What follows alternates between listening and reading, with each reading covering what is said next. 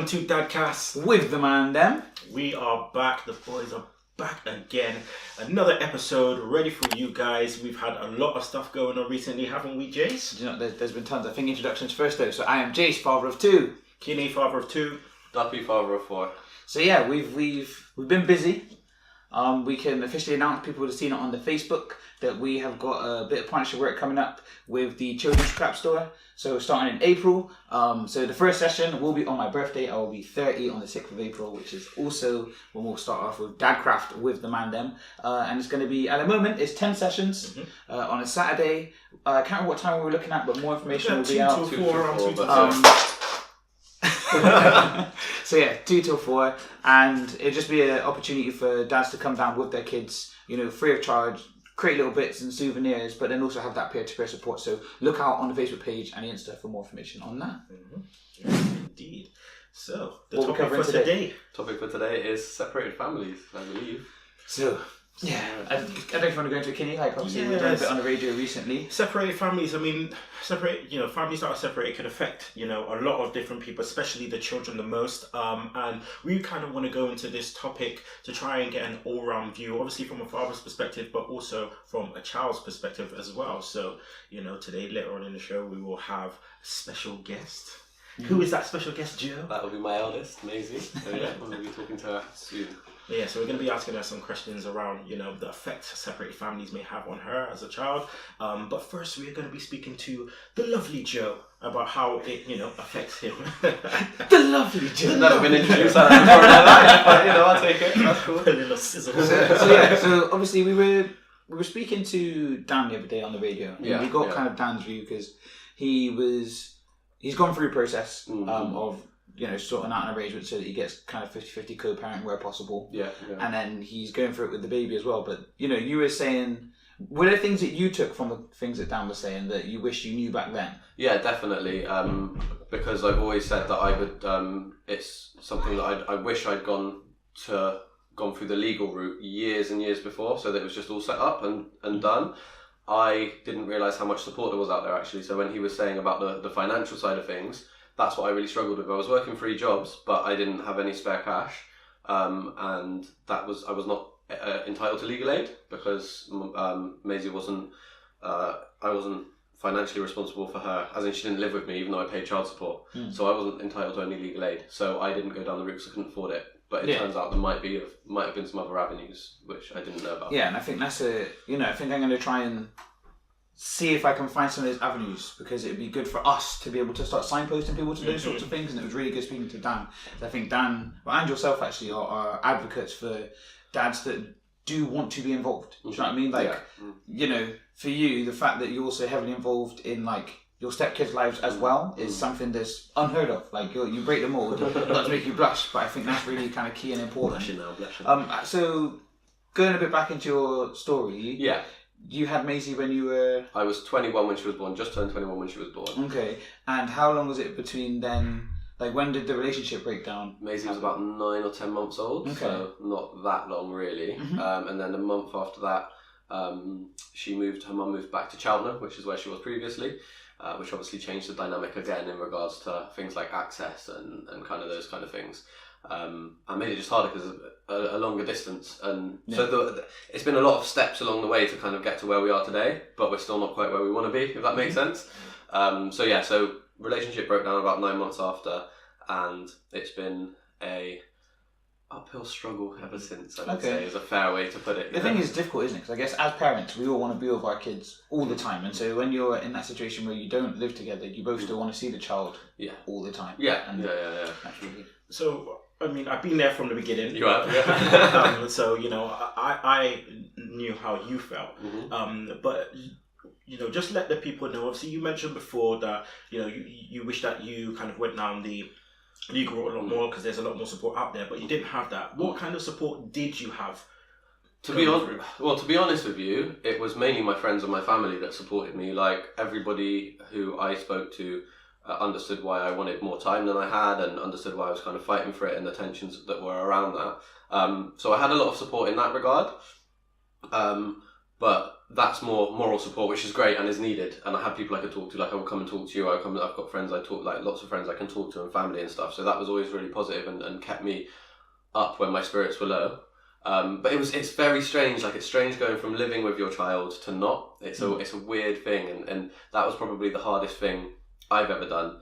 Is being used to seeing my child every day and then not seeing her for like a 2-week stretch. Yeah. Do you know what I mean? And it's heartbreaking. It's really difficult. So it took me a long time to get to the point where, and I would do things like wake up in the middle of the night and be like, oh my gosh, she's in another city. What if something's happened to her and I haven't heard? And I had to learn to really just manage my anxiety because it was irrational. Do you know what I mean? It didn't make sense. And I just had to but yeah, it took a long time to kind of get used to that way of life. And even now, it's like, it's not like I don't miss Maisie when she's not here. Do you know what I mean? I still miss her. Even though it's been like 11 years since, we broke up or whatever, So talking about like kind of that time frame, do you think that it was better that you guys split when she was so young compared to if you'd done it last week? Yeah, so the reason that I chose to end the relationship when I did is because of that exact reason. So I looked at my own life, and my dad left when my sister was 3.5 and when my mum was pregnant with me. And it affected me in very different ways, but it didn't have that same impact because it wasn't until I was about 8 or 9 years old that I realised my mum and dad must have been together at some point. So I knew that the relationship wasn't working. I think we both knew the relationship wasn't working. Obviously, I can't speak for her mum, but I knew it wasn't working. I knew that we weren't happy, and I knew that the longer it went on, the harder it would have been for Maisie to go through that. So that was actually a big part of it, was protecting her, to make sure that she wasn't, 5 years old and really, in a routine with me and then I've gone. I think that would have been more damaging. Obviously, sometimes it can't be helped and it's the way it goes, and sometimes relationships don't break down right away and they break down when the kids are older and you have to deal with it as it comes. But in my situation, I knew the right thing to do was to step away when Maisie was younger so that she would knew what she knew. Do you know what I mean? Because I've never actually spoke to my parents about kind of what it was that led to their kind of relationship breakdown and things like that. But I do kind of count my blessing that growing up, I think I was 1 when they split up. So it's one of those things where my knowledge, I've never got memories of them together. Yeah. So I don't have any memories of the relationship breakdown or all those kind of things. So I kind of count my blessings there. So yeah, I just think as myself as a product of that kind of scenario, I think it's been better for me. No, definitely. I mean, that said, when we broke up, Maisie was 9-10 months old, and she went through a few weeks of being really just unstable and being really she knew something was wrong. Do you know what I mean? She didn't, and she was too young to really understand what it was, but we noticed a change in her behaviour. Do you know what I mean? And she was more restless and stuff like that. So even at a young age, it affects them. But like I said, I feel like it was better. You have to manage the kind of the damage, if that makes sense. You know what I mean? It was better to do it that way than to wait. I think she would have found it harder. And so for any dads that might watch this and be going through a relationship breakdown when their child is so young, like for example, if you could go back and talk to your 21-year-old self, like what would you say knowing what you know now? I think that I would tell myself to just make it about the child. Like, forget your adult emotions. Kind of what Dan was saying, it's not about how you feel, it's about the child and what's best for the child. And over the years, I've managed to get to that point where I can really focus on my child.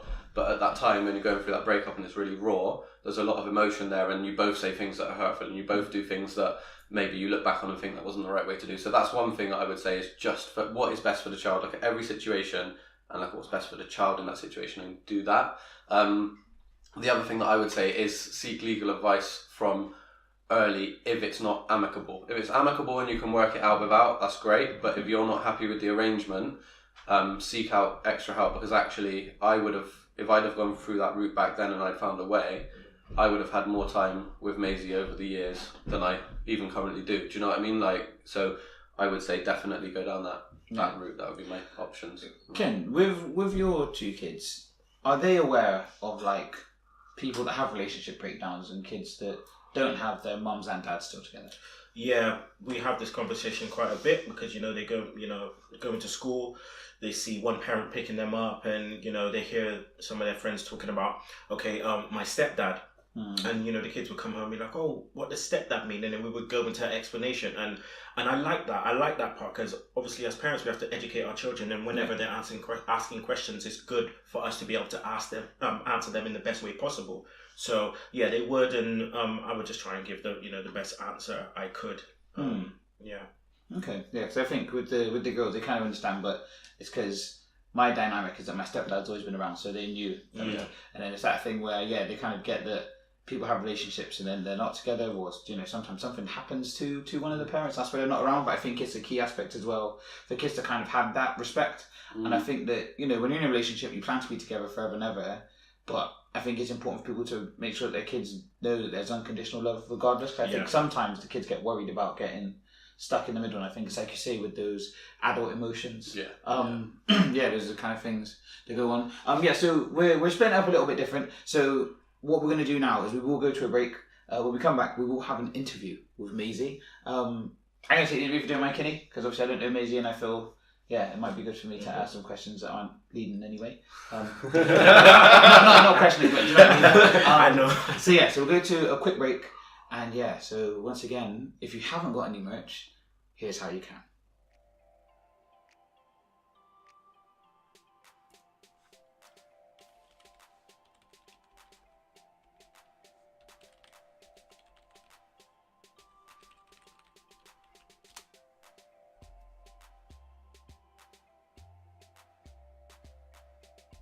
Okay guys, the store has been updated. So if you want to get any merch, just go to teespring.com/store/dadcastwtmd.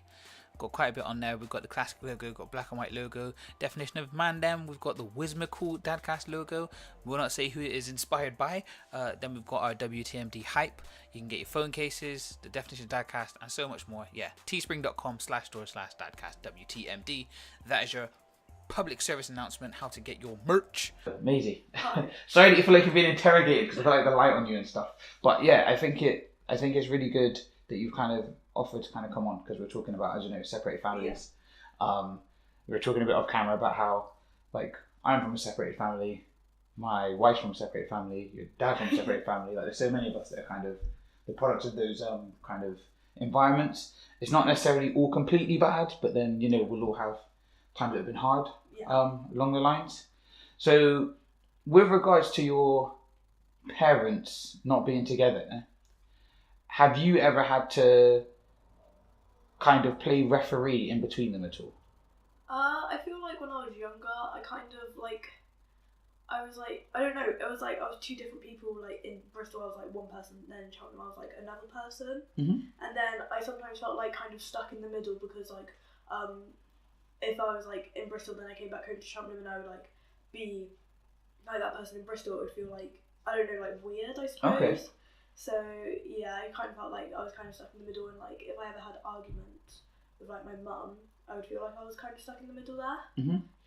And so when you kind of would get in that situation of feeling stuck in the middle, would you be okay to address that situation with your parent then? Are they aware that you felt like you were stuck in the middle? I think Dad was, but I didn't really talk to Mum like kind of about that stuff, I don't really think. So I think Dad kind of knew like what I was going through, because obviously his parents felt. But I talked to him more about it because he knew than Mum. But Okay. And so when you say about kind of having to be, if you will, Cheltenham Maisie compared to Bristol Maisie, what are the key differences in there? I feel like, I don't know, maybe like, so in Cheltenham, like the people who I hang around with were like, I suppose like mostly just like white and stuff, and then in Bristol I was like, because like most of my family is like black, I was like the only white sibling. So I don't know, I kind of realised like when I went to Cheltenham, they were like, oh, there's like, it's less like multicultural here than like in Bristol, and I was like, weird. And I think that's quite a deep thing, I guess, because not many young people that have grown up in a multicultural environment wouldn't think much of it compared to those that haven't. So I think what's really good there is, like, do you recognise that you've been given an opportunity to kind of well-round yourself as an individual? Yeah, definitely. So going back to kind of like with your parents, is there any key things about it that you feel like you miss out on with them not being together? I think when I was younger, with my mum's boyfriend, my friends would usually be like, "Oh, your dad's outside." And I used to think, "Why is dad here?" Because and then I look outside and I'd be like, "Oh no, that's like my stepdad." So I missed that. And I remember when I was younger, I used to see like my friends' like parents were like together and they came to pick them up, and then with me it would always be mum because obviously dad was in Bristol. Yeah. And I used to really miss that because I really wanted that, and I also would really want, like, at my birthday, I'd want both my parents to be there, but then that wouldn't happen. Then I remember at my friends' birthday parties, they would have both their parents, and I'd be like, oh, well, yeah. Yeah, that's quite tough. So, at the same time, you know your parents better than anybody else. Can you see where the differences are and understand why they're not together? Yeah, definitely. Yeah. Do you have many friends that are in a similar situation to you whose mums and dads aren't together? Not really. Like, I have. It's weird because when I get new friends, especially when I went to secondary school, I would like assume, and then like they'd be like, "Oh yeah, my parents aren't together," and I'd be like, "Same." Like, I thought they were, and it's like, yeah. But most of my friends know I think their parents are together. Okay. Yeah. And do you think that makes a difference to your future prospects? I think I'm not really sure because I don't really think so. Okay. I'm not trying to lead you nowhere, but I think it's one of those things where, for me personally, I think that whether my parents were together, or whether they're not together, they still want the best for me and they're still pushing me. So whether they're together or not, I'm still. Do you know what I mean? Yeah, I agree. Yeah. So I guess kind of it's that thing as well where at least you've got to see another kind of world. You've got to see kind of both sides. Because I think we done a show where we were talking about identity and we were all discussing for our kids like that kind of thing. And I think what's really good is that you're able to decide better kind of which you want. And I guess that wouldn't have been possible if your parents were together, both living in Bristol. You wouldn't have got to see both sides of the track. Would you say, sorry, feel free to have to answer this one, but would you say that you feel happy? So like mum and dad aren't together, mum moved on, dad moved on, but would you say that with your relationship with your parents, are you happy with it? Yeah, definitely. Yeah? Yeah. What would you say are the key things that you really enjoy kind of about the dynamics that you guys have now? I think I can talk to both my parents like really well. I feel like maybe like dad, yeah. But yeah. No, that's fine. And is there anything that you feel like you would like to have that you don't have at the moment that would like kind of make things better? I would like to see both my parents equally, but I know that wouldn't work because dad lives in Bristol and mum lives in Cheltenham, so I wouldn't be able to do that. But apart from that, I feel like I would want to see dad a bit more, but I mean, it used to just be I used to see him twice, like every other weekend, and now it's Fridays to Sundays, which is better. Yeah. So yeah, I think at the moment I'm happy. Yeah. And yeah, we'll wrap up. One last question. Thank you so much for doing this. But I just want to kind of ask, like, within this whole scenario, then, do you feel like your voice is heard within kind of when decisions are being made? Because it's quite easy for me. My girls are still small, so me and my wife can make all decisions for them. You're 12 now, so it's one of those things where you're able to take things in and you've got an opinion. Do you feel like your voice is heard? Yeah, I think most of the time yes, but then sometimes no. But yeah, most of the time yes. Most of the time, yeah. Do you have an example of a time when your voice has been heard? I remember when it used to be every other weekend I saw dad. I remember he asking mum and she would say, well, no, I don't really think so, she'll be tired after school. And then when I said, well, I want to go to dad's on Fridays, she was like, okay, yeah, I'll think about it. So yeah, I was really like happy when like she was like, yeah, I'll think about it, because that was like a step forward from where we were. Yeah. So yeah. Okay, and it's not a question, it's kind of like a final bit for you in the spotlight. Do you have kind of any advice that you might give to like your younger self or to any kids out there that are kind of stuck in the middle of two parents? I don't want to use the word stuck, but do you have anything that you could kind of impart that you've learned along the lines that like, so I could say to my younger self, like, do you know what, don't worry, things will be alright. Yeah. And I don't know if you kind of have any words of wisdom. I think, I agree. I'd say like, don't worry, everything's going to be okay in the end. And also like talk to people. So I'm really glad when I like started talking to dad more about it, and like when he asked me questions like, oh, how's stuff at home, how's stuff with your mum, and then I could like feel I could like open up a bit more. And I've also talked to like my friends about it, so yeah, I'd say talk to like someone. Okay, brilliant. And we're back. Thank you, Maisie, for that lovely interview. And we were just kind of mentioning off camera that there's a lot more to discuss about separated families. So we're going to go back to Joe and talk a bit more about it. Yeah. So I just thought I'd kind of talk a little bit about, obviously we've spoken about how it was back 11 and a half years ago when me and Maisie's mum actually broke up, but now how it is 11 years later, and kind of how there's highs and lows, and there can be challenges and there can be good things about it. So I think that one of the things that is really key as a parent when you're co-parenting but you're separated, is about when you disagree on things, and it can be really difficult when you have different parenting styles. Do you know what I mean? And it's a challenge, and I haven't got the answer completely for it.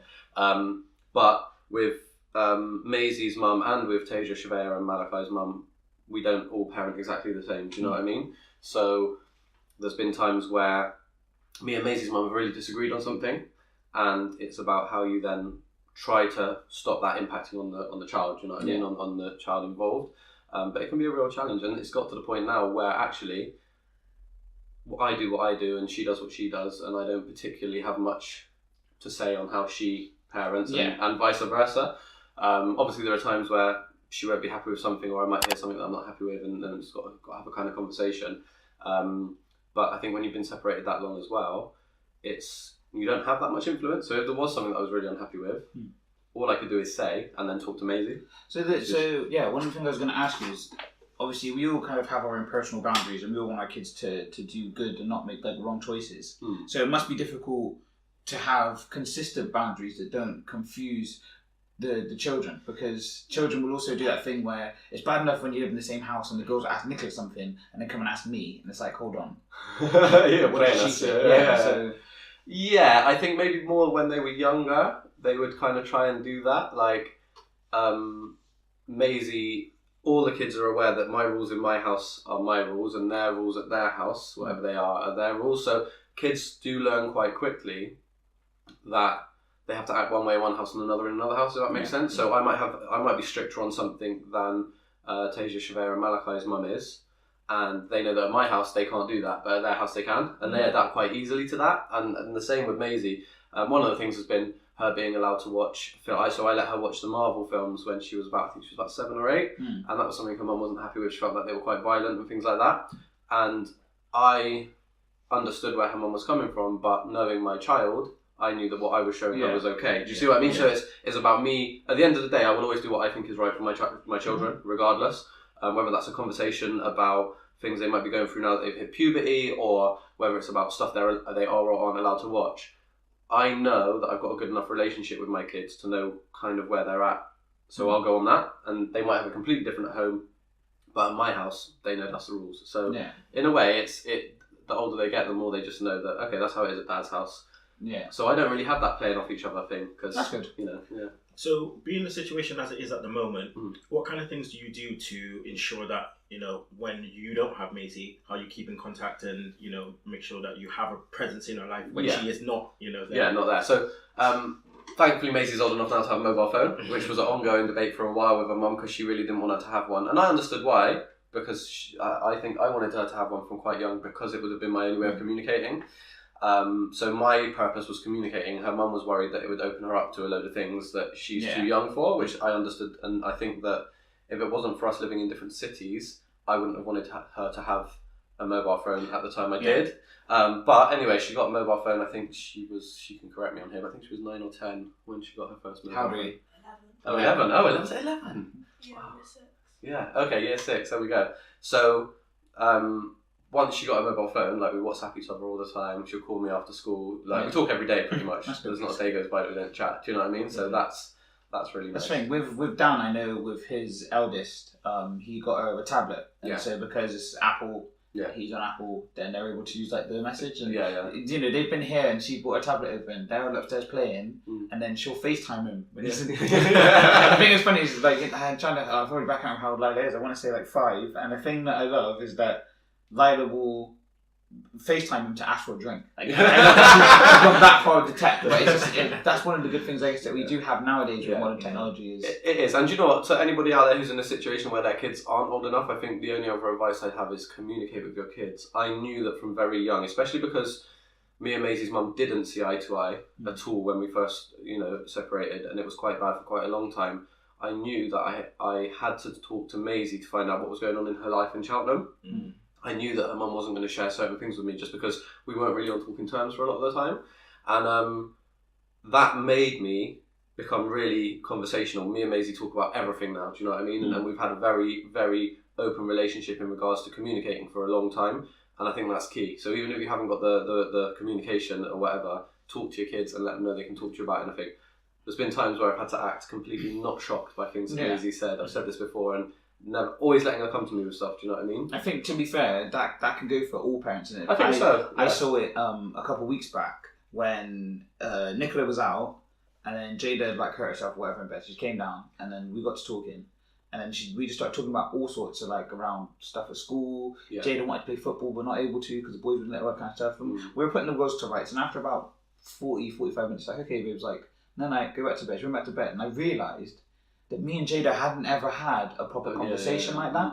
And it's because, whenever I get back from work, we play and we're always having fun. It's we always have a good time, but I think it is it is key to communicate with your children. And I think that, that can kind of go across, and I think it makes it even more important when you don't have that access all the time. Because if touch wood don't happen, but if me and Nicola were to separate, I wouldn't want it to be where when I see the kids, it's just always playtime. Definitely missing out on those key bits as well. And that's what you realise when you're not living with a child. You realise you miss out on the day-to-day things. It's the day-to-day things, and you know how your child is because you see them every day. So you know if they've had a bad day at school. If Maisie's had a bad day at school, or something's happened, she had an argument with her mum, whatever it might be, she might not be able to really get into a good conversation with me until a week and a half later. So, but because we have that drive, we drive home from Cheltenham, it's about a 45-minute drive, and we just chat the whole time, we catch up on how things are, and it's really important to have that because I don't see her day to day, so I don't know when she's just feeling a little bit low, or she might not think to call me over it because she's just having a bit of a bad day. Do you know what I mean? And we kind of go over all those things. But it is equally important when you live with your kids, make sure they can chat to you about stuff, and you'll notice it. And the older they get, the more it'll happen. So when the kids are, I'm not trying to drop you and get you in trouble, but when the kids are communicating with you and telling you things, are you reporting back home? That depends on the situation, and it depends on what which child and what they've told me. Do you know what I mean? So me and Maisie's mum, we don't have the best relationship. We're not on terms where we just ring and talk about things. Do you know what I mean? So in general, when Maisie comes to me about things, I don't report home. Because it's about giving her the skills to kind of manage those things at home. Do you know what I mean? So I'll talk her through how she can handle situations or what might work for her. Also, trust is really important. And so there's been times where one of my kids has said, I really don't want mum to know this because it's something about their mum that it's they're not sure how to handle it. It's they don't want to hurt their mum's feelings, but they feel a bit worried about something or whatever it might be, or they've had an argument and they don't think their mum dealt with it fairly. And in that regard, I wouldn't want to break their trust and go back to their mum in case their mum doesn't handle it in the right way and challenges them on it, and then they feel like they can't talk to me. Do you then equip them with the tools to have those conversations themselves? Yes, absolutely, exactly. That's exactly. So I just need to make sure that we you're just keeping all the No. So it's all about how they can manage that and knowing their mums, what they can do, what's the best way to deal with their mum about this situation. Do you know what I mean? So do you, in a realistic world, do you ever see you and Maisie's mum getting to that point where you can have, communicate regularly? I would hope so. I'd hope so. I think the thing is, the older Maisie gets, the less we need to anyway. Yeah. But it would be really nice for us to be able to sit down and have a cup of tea. Do you know what I mean? Something to consider is that one day Maisie may decide to marry somebody, and you guys may have to share that top table. Absolutely. So that's all just, good. I was going to say, just making sure that you're But the thing is, there have been cases where, there might be people who, because relationship breakdown hasn't been great, it then does create that awkward thing for somebody who's trying to plan things like that. Yeah, no, I don't ever feel awkward about it at all. It is what it is. So I'm happy to, and I'd love to. I think it'd be nice for Maisie to see us friendly. Do you know what I mean? I think it's important. So yeah, so think about that.